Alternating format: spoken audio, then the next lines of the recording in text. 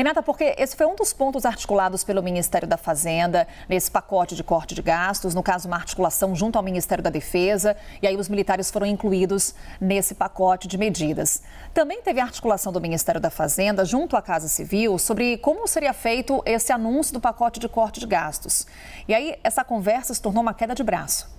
Você anunciar o pacote de corte de gastos e também fazer aquele anúncio com relação à isenção do imposto de renda para quem ganha até R$5.000. Nessa queda de braço, pelo que os fatos nos mostraram, a Casa Civil levou a melhor.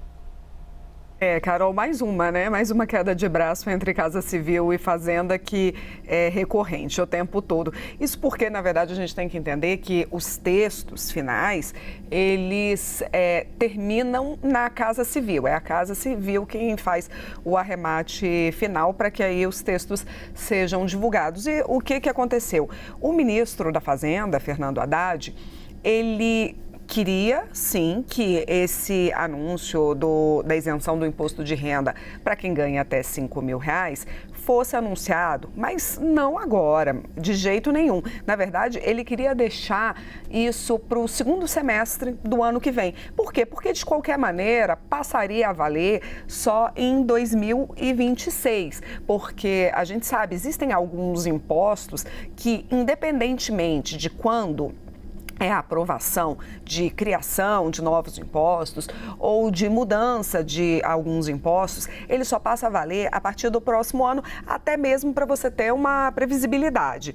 Então, se o anúncio ficasse para segundo semestre do ano que vem, claro, exigiria ali um acordo mais azeitado no Congresso para que aquilo fosse votado exatamente ainda no ano que vem, para que pudesse valer a partir de 2026.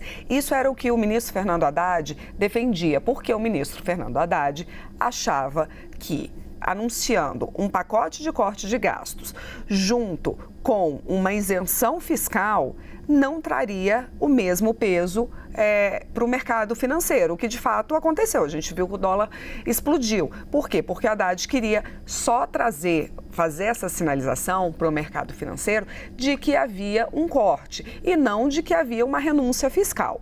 Dito isso, qual foi a avaliação da Casa Civil? Olha, se a gente faz só um gesto desse, pensando no mercado financeiro, pensando apenas em sinalizar que há corte de gastos, a população, ela recebe mal, a população em geral recebe mal. Por quê? Porque normalmente vai cortar no seu bolso, vai ter um corte de gastos para a população que é mais vulnerável, porque, por exemplo, a gente fala de um pente fino nos programas sociais. Então, a avaliação política foi, não, precisamos então dar uma notícia ruim, entre aspas, era uma notícia boa para o mercado, mas uma notícia ruim em termos de popularidade, e precisamos dar uma notícia boa, que seria uma notícia boa para a população, que seria justamente a isenção do imposto de renda, que era uma promessa de campanha do presidente Lula. Ou seja, existia sim toda uma boa vontade em relação a isso,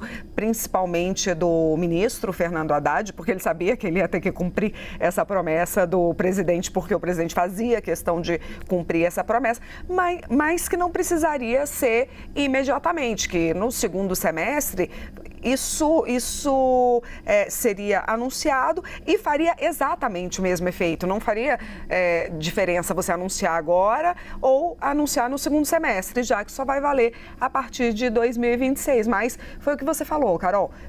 Teve uma queda de braço, a ala política ali, a Casa Civil, trouxe essa discussão, se impôs, teve também uma estratégia, querendo ou não, uma estratégia de comunicação para melhor comunicar isso para a população em geral. Decidiram que sim, que era melhor então fazer as duas coisas juntas, porque o presidente Lula, ele tem um mantra, ele fala sempre que ele não governa para o mercado, ele governa para a população. Então, decidiram que seria assim e o ministro Fernando Haddad e a equipe da Fazenda acabou sendo o voto vencido. Agora, tem uma curiosidade que o presidente Lula decidiu, tem 2 semanas, isso, bateu o martelo há 2 semanas que, de fato, iria anunciar a isenção do imposto de renda. Então, tem 2 semanas que isso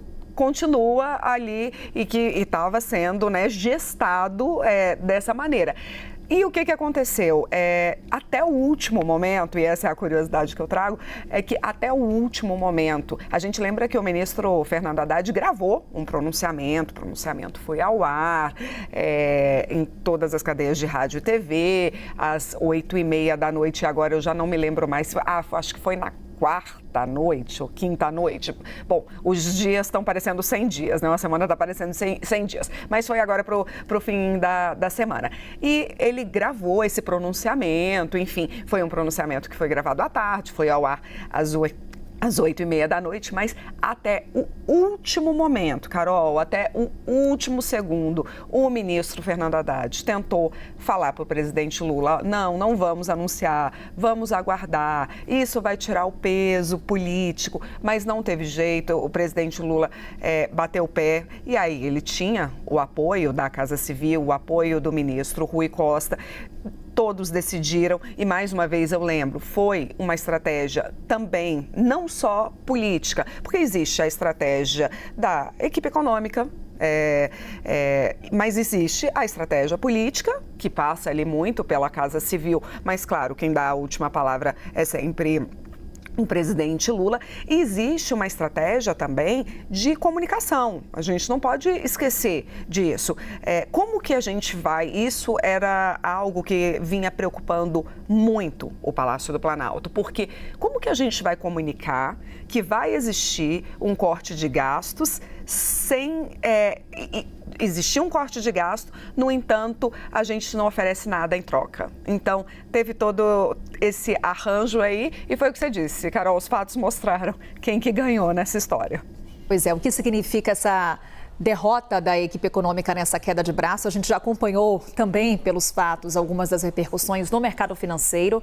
Hoje tem divulgação do boletim Focus, também para a gente trazer um pouco das expectativas do mercado com relação à inflação, com relação à taxa de juros. Grandes bancos agora já revisando essa projeção para 2024 e para o ano que vem. Daqui a pouquinho a Renata volta para conversar mais conosco.